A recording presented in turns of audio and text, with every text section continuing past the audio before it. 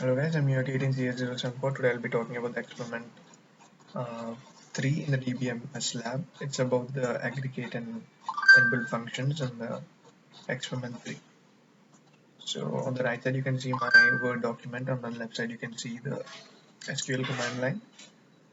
So here we are given to create 4 tables: deposit table, branch table, and customer table, and borrow table. So I just printed all these tables as you can see here.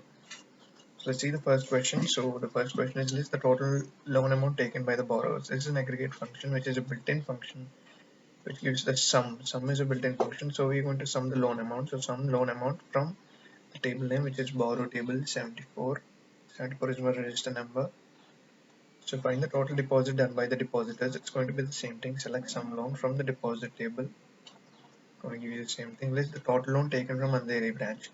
So we're going to select some loan amount from borrow table 74 where B name is equal to Andheri, because we are asked from the Andheri branch. Write a query to find out the total deposit of customers having account later than 1st January 1996. So select some amount from deposit where A date is greater than. This is a simple thing. Find the average of the deposit of customers living in city Nagpur. So this is, we're going to relate two data, two different table datas to form a condition, and we can calculate the average amount. So here you can see this is the first table data. So select average amount from the table 1. This is deposit table where exists select city from customer table. We need to know who is living in the city customer table. Here is Pramod, and this Pramod is, now we're going to shift this condition to the branch name, and it's going to come Pramod, and his average amount is 98,500. So list the max deposit of customers living in Bombay. This is the same thing. We're going to relate two different data to form a condition.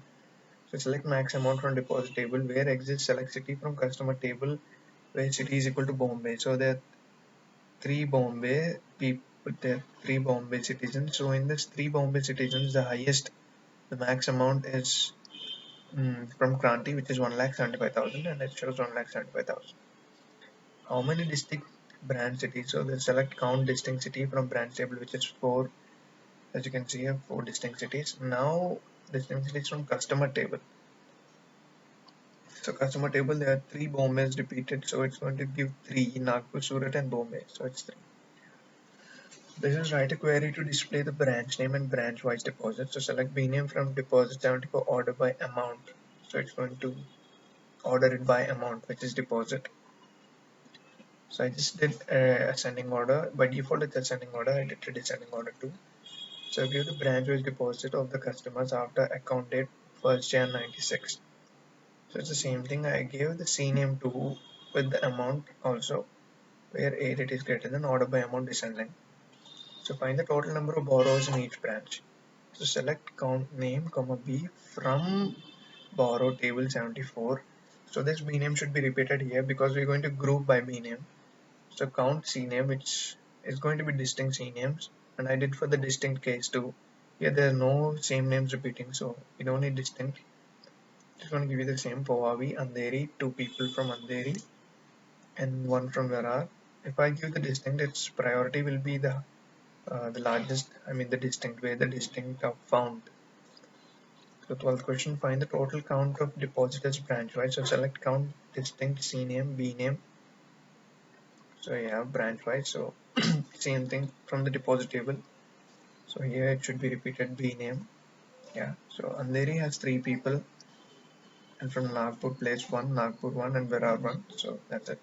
Write a query to find the maximum loan from branch Virar. So select loan from borrow table where B name is equal to Virar max. So since there is only one customer from Virar, max or no max, it doesn't matter.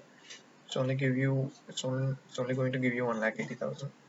So list the branches having some deposit more than 45,000. Select distinct B name, C name from deposit where amount is greater than 45. Calculate the length of the string. So these are from dual table functions.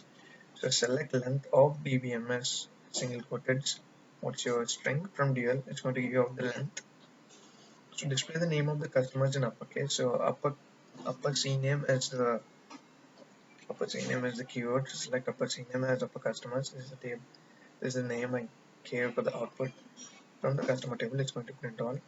So display the substring anti from Tranty. So this is a sub str is the keyword to find out the substring. So select substring. This is the starting point and this is the ending point from serial where Tranty's starting point is 3 and ending point is 6. So it's going to give you anti.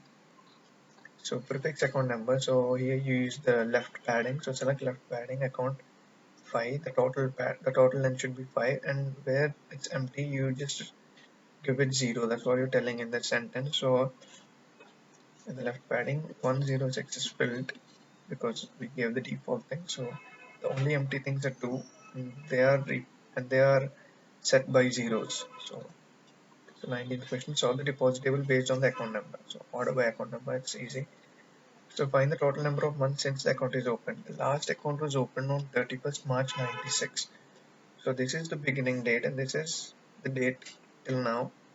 So that 298 months since an account is open. So use round trunc functions to round off and truncate the value 15.6789. So as you can see, select trunc and round 15.6789 from dual. So rounding this value gives you 16 and truncating 16 will give you 16 out again. So instead of you remove the truncate and even if you give round 15.6789, it's going to give you 16. But if you give you trunc and 15.679, it's going to give 15 as the output because it's not going to check what's after the decimal point. It's only going to give you what's the left side of the decimal point. And this is for the experiment 3. Thank you.